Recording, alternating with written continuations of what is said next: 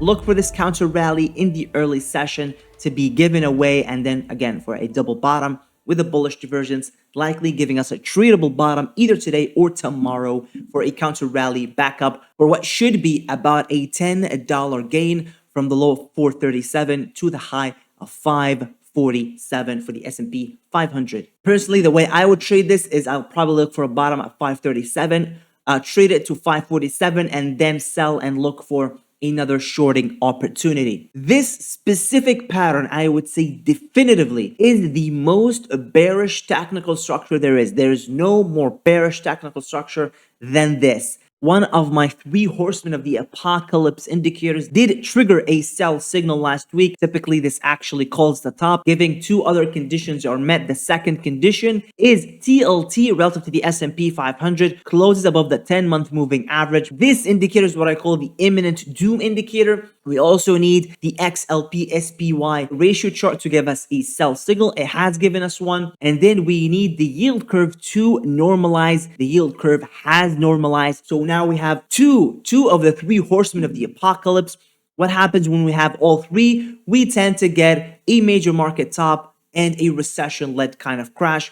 We tend to get major market top, recession crash, major market top, recession crash. So we're now 1 indicator away in the 3 horsemen of the apocalypse from triggering a major market topping signal and a crash. Welcome back, you legends. I'm Dr. Cat. Let's get right into this quick market update video heading into one of the most important weeks this year, and that's this week because we have CPI coming out Wednesday morning this week, and then next week we have the dreaded Fed meeting, the FOMC decision to cut rates either by 25 basis points or 50 basis points.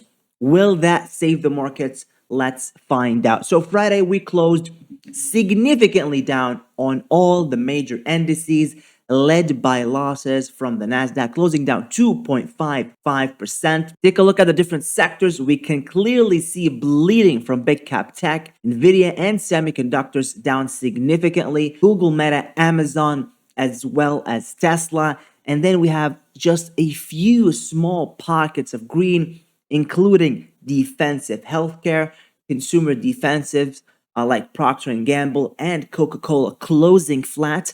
And then we had utilities, one of the stronger defensive sectors, actually closing red Friday. So Friday was a pretty bloody day.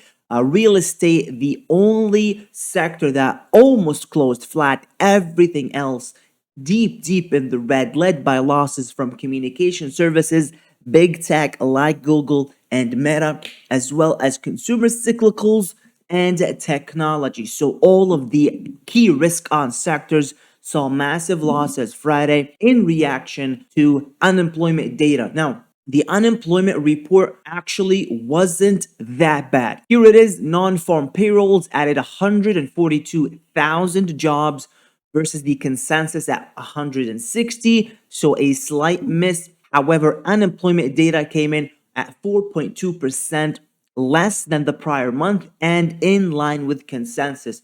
So the data was bad. It wasn't just as bad as the reaction was. And I actually talked about this in the trading community. The sell-off was going to happen, I believe, regardless, because of some key signals that I've been waiting for, including the VIX, this gap fill on the S&P 500. So I believe this sell-off was going to happen regardless of the data, and slightly weaker than expected data was what we needed to get this gap fill complete. If you're looking to get that kind of daily market analysis, my outlook on the markets, all of my trades, investments, trade setups that I'm watching, weekly expected moves for the S&P, Nasdaq, and a bunch of other stocks and ETFs, check out the Money Time Machine trading community on Patreon. It's the best possible way to support the channel if that's something you want to do, and it's the absolute best way to get up-to-date access to all of my work. So I'm recording this video at 3:30 a.m. Eastern time, and I'm looking at the futures, and we're seeing a bit of a recovery in the futures. The Nasdaq up 0.7%, S&P half a percentage point, the Dow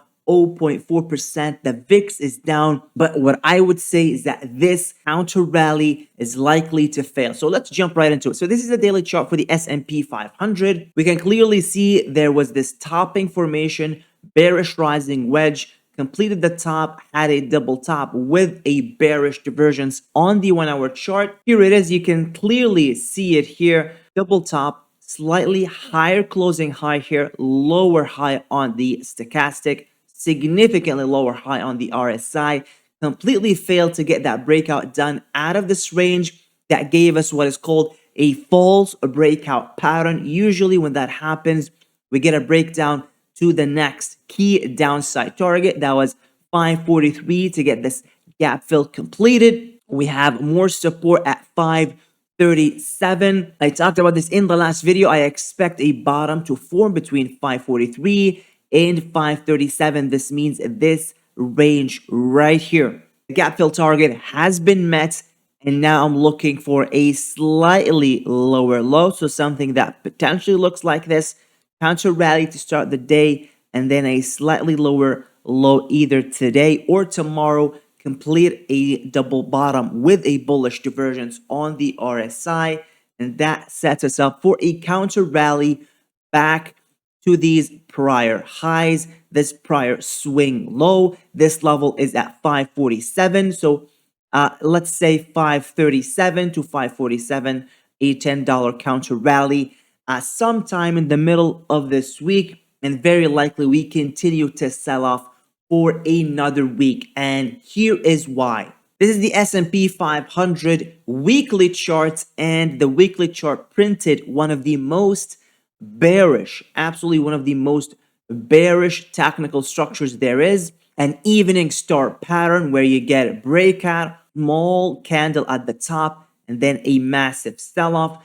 This is an even more bearish variation of the evening star pattern because we have an abandoned baby at the top. So we have a bearish evening star pattern with an abandoned baby. This specific pattern, I would say definitively, is the most bearish technical structure there is. There is no more bearish technical structure than this. An evening star with an abandoned baby. Here's what an evening star typically looks like. You get a huge bullish candle, small indecision candle at the top, and then a huge bearish reversal candle.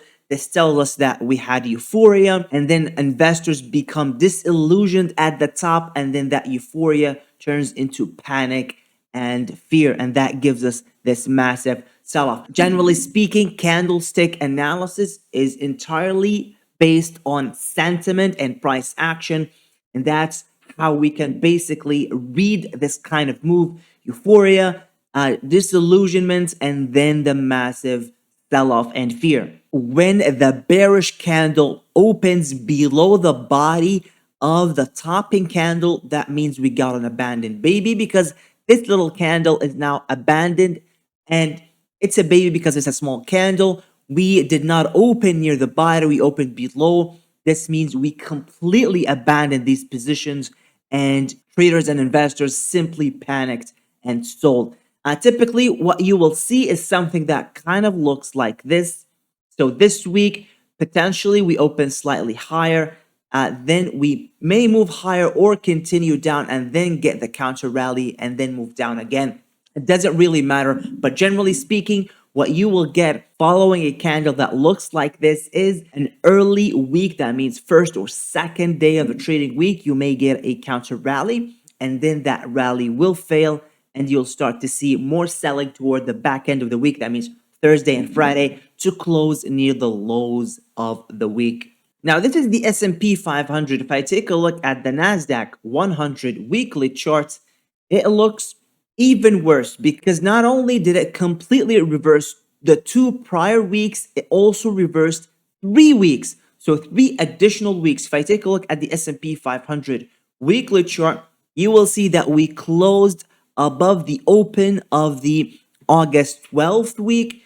On the Nasdaq, we closed below the open of the August 12th week. So that continues to see significant downward pressure, sell side activity, all focused in the Nasdaq 100, the tech heavy Nasdaq. If I take a look at the Dow Jones Industrials, the Dow did the best by far. If you see here, we closed barely below the closing price of the August 12th week. So defensives continue to hold much better than the rest of the market, and we're seeing a full-on risk-off move on all fronts. That means Nasdaq likely to continue to see significant downward pressure, and I would even say likely the Nasdaq will eventually, maybe not this week, but eventually by October at least, will have very likely closed below this prior low as we continue to make lower highs and lower lows in the well-established seasonally bearish time of the year, that is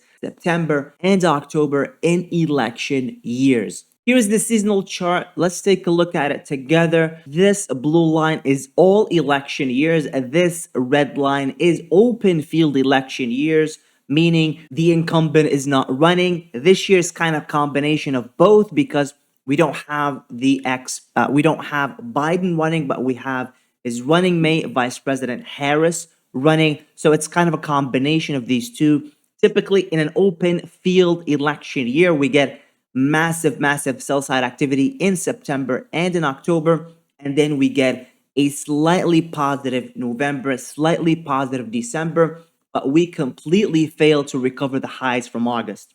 In typical election years, we get a very strong November, very strong December, and we make a higher high in November and in December.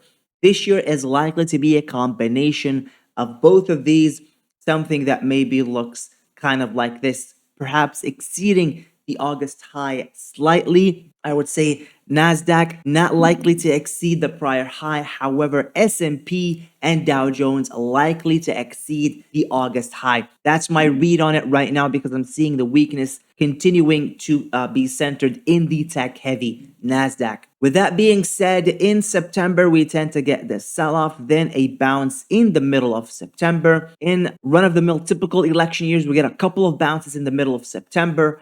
In the more bearish variety, we get one single bounce around the 18th, 19th, 20th of September. And based on the economic calendar this month, that's the most likely outcome because we do have the Fed meeting coming in on September 18th, FOMC minutes and Fed interest rate cut. The forecast is now 5% down from 5.5. So the forecast is now looking at a half a percentage point cut. The Fed did not signal whether they're going to go for a 25 basis point cut or a 50 basis point cut. A 50 basis point cut would be a bigger cut than what the market has been pricing in for the whole year. Only very recently have the expectations risen from 25 basis points to 50 basis points based on what we've seen in the unemployment data rising more than expected last month. So overall outlook, market topped a couple of weeks ago. We got the sell-off starting last week. We have a very bearish looking structure on the weekly chart. On the daily chart, we met our first downside target. That was this gap fill. The second and likely the last downside target in the near term this week is going to be 537, somewhere in here. If we get a close or a move slightly below 537, something that looks like this, that'll be a hint from the market that more downside is likely ahead and that bearish sentiment is still very strong. Otherwise, the low of this prior range should hold. This is at 537.6. So anywhere in here, I'm looking for a bottom early this week, then a counter rally back to this prior swing low, these prior highs. It is exactly at that same level. Take a look at this. If I lower this range back here, look at this resistance. Support failed. It is now resistance again. So 547 is resistance. 537 is support. I'm looking for a move down potentially today, opening higher, then giving that upside away, getting a continuation to the downside all the way down to 537, complete a double bottom with a bullish divergence on the RSI and stochastic. After we get a bullish cross on the stochastic, I'll be looking for a rally back 547. That will be, in my opinion, the end of this counter rally. It could extend further. It could go even higher to these prior highs. In my opinion, that at this moment is a lower probability scenario. So personally, the way I would trade this is I'll probably look for a bottom at 537, trade it to 547, and then sell and look for another shorting opportunity. Let's take a look at the Nasdaq 100. The Nasdaq 100, just like the S&P, met our gap fill level at 451, that gap fill target. Below that, we have another level of support. Let me draw it on the chart for you. Here it is, the low right here at 444.7. In my opinion, this level at 444.7 is going to be the equivalent to 537 for the S&P 500. And right here we have 444.8.7, something like that. Let's call it 445, 444, anywhere in there. I'll be looking for the Nasdaq again to do something that looks like this, right? Maybe open higher today, potentially extend slightly higher, and then give those gains back, move down, complete a double bottom with the bullish divergence, and find a bottom, a tradable bottom at the low of the range here, and then rally back up to these prior swing lows. That level is, let's take a look, 456. So anywhere between 445, 444 to 456, and that will likely be the end of the counter rally for this week. And from there, we are likely to continue to see additional sell side activity next week until we get the Fed meeting. And I think we likely find a bottom somewhere after or on the Fed meeting. Let's take a look at the S&P 500 futures. Again, perfect reactions from the futures. If you take a look, we had this prior swing low from the futures, and we actually took that low. To me, this means likely we continue to move down to this prior range, the top of this prior range. For the S&P 500 futures, this is equivalent to 437 for the S&P 500. On the futures, we're looking at, let's see, 5,360, roughly speaking. Let me extend this range so we can see it more clearly. So anywhere at the top of this range, likely to act as support. Look for this counter rally in the early session to be given away, and then again for a double bottom with a bullish divergence, likely giving us a tradable bottom either today or tomorrow for a counter rally back up for what should be about a $10 gain from the low of 437 to the high of 547 for the S&P 500. If I take a look at the VIX opening lower this week. The VIX did make a slightly higher high Friday. This tells me the market will likely continue to make slightly lower lows in the first couple of trading sessions this week, form a bullish divergence where the S&P 500 makes slightly lower lows and the VIX actually makes slightly lower highs. So if we see the VIX making lower highs and the S&P making lower lows, that'll be a classic bottoming kind of bullish divergence, and I'll be looking to buy that tradable bottom for a counter rally and then exit again and look for another shorting opportunity. If I take a look at the Nasdaq 100 relative to the S&P, that is the ratio chart up above. We're back at these prior lows. We will likely take this prior low, form a double bottom with a bullish divergence on the RSI, as the RSI makes a slightly higher low. And that will likely give us the bottom in the Nasdaq 100. And then we should see that counter rally with tech leading in the counter rally for maybe 2 to 3 days in the middle of this week. XLY relative to XLP failed to take this gap and is now continuing to move to the downside, likely to continue to see weakness, especially from Amazon. Tesla still looking strong, one of the stronger tech stocks as of right now. I think it is going to be the new Nvidia, at least until the end of the year, as big money takes profit, dumps Nvidia positions, and rotates into that fresh kind of setup that is Tesla. Tesla hasn't rallied nearly as well as Nvidia in the last year and a half. So we could see a catch-up rally in Tesla toward the end of the year where Tesla outperforms Nvidia and becomes the favorite kind of tech stocks until we get that final kind of recession top, very likely at the end of the year or very early next year. High yield bonds up top, S&P 500 down below. Smart money continues to hold much better than the market. High yield bonds continuing to hold much better than the S&P 500. We've had now this very clear divergence where the smart money has actually exceeded these prior highs and the S&P has failed to clear this prior high. This tells me that very likely November, December, the S&P will clear these prior highs. Put to call ratio, the CPC put to call ratio printed a very extended reading last Friday. Again, this goes in line with my expectation of a bottom early this week, counter rally toward the middle of the week, and then a potential reversal.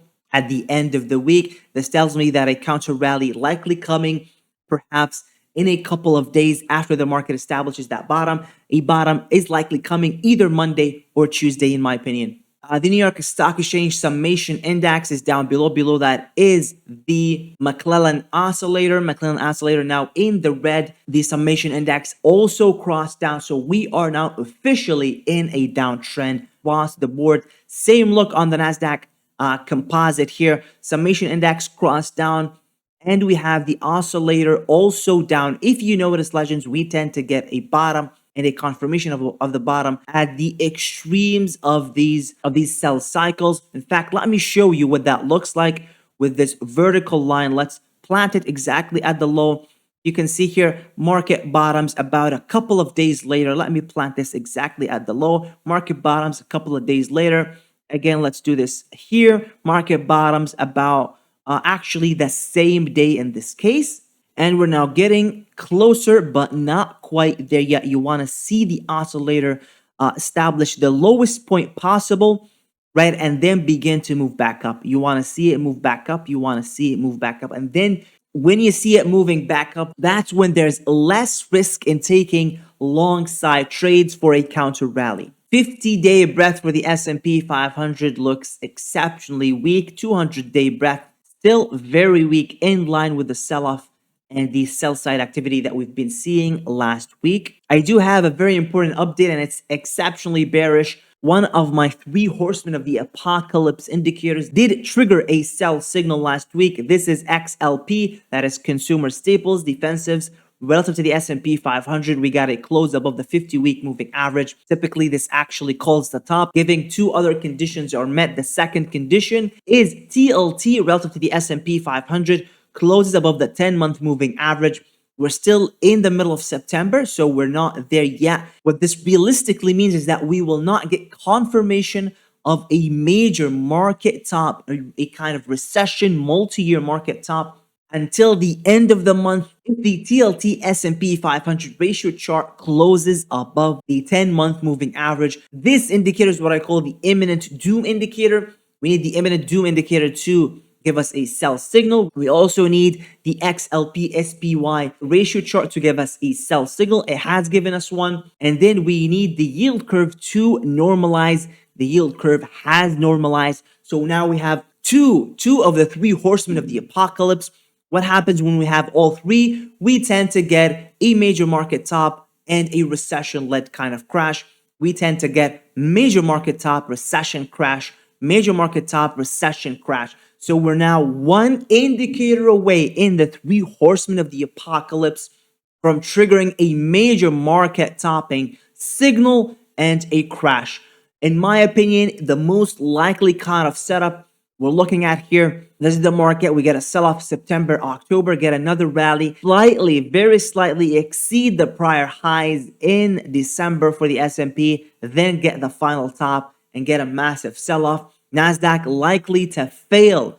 Nasdaq will likely to fail to make a higher high. And if the Nasdaq makes a lower high versus the S&P 500's higher high in December, November, that'll be the final confirmation that we have the final kind of cycle top for this economic cycle that essentially began since the 2020 lows. Fear and greed index, we are at 39. Fear not quite at the lows that we need for a kind of multi-week bottom. This week, I'm just looking for a tradable kind of multi-day bottom, counter rally, and then a lower low next week. Next week is when I expect to get that multi-week bottom. Couple of weeks of rally into early October, then another sell-off, final bottom toward the end of October, and then we get a couple of months of rally, November, December. December, we get that final cycle top, potentially January, that final cycle top, and then we get that recession kind of led bear market in 2025. Stock price breadth is declining. Put to call ratio is moving higher. This means more and more investors are turning more bearish. They're buying more puts, fewer calls. VIX is kind of moving sideways. Safe haven demand kind of all over the place because yields are dropping, and yields dropping usually are positive for bonds. So even though we're getting a risk off move, we're still seeing high yield bonds, junk bonds, still getting demand because of rate cuts on the horizon. So this week, Monday, not a lot of key economic events, kind of market moving events. Nothing Monday, nothing Tuesday. Wednesday, we get CPI data. This is going to be huge market moving kind of event. If we get a lower low today, Monday, another lower low on Tuesday, that will likely be a tradable bottom, and then we get a counter rally on CPI. So if we get 2 consecutive red days, Monday, Tuesday, we will likely rally Wednesday. If on the other hand, we get a rally Monday, we get a rally Tuesday, expect a sell-off on Wednesday. That's kind of how you have to game plan it. When you get a rally ahead of a key event like CPI, the market tends to react negatively on the event. When you get a sell-off ahead of the event, and then the data is not as bad as feared, we tend to get a move higher. Then Thursday, we get PPI. Friday, we get the Michigan consumer sentiment. So all of the market moving events are coming in toward the middle and end of the week. If I take a look at the S&P 500 bullish percent index, we're still hovering at the highs, even though we've gotten a huge kind of sell-off in the market. This tells me we still have more downside to go, likely toward the end of the week or early next week into that Fed meeting on the 18th of September. And if I look at the Nasdaq Cohen high-low index, exact same look here. Take a look at this, still hovering at the highs. We needed to move all the way down to these lows to kind of look for that bottom and tradable rally to the upside. That's all I have for you today, legends. Thank you so much for watching. If you watched till the end, please smash that like button right in the face. If you watched till the end and you did not enjoy the video, I still thank you for your time and attention. That's it, folks. I'll catch you in the next one. Have a good one. Bye-bye.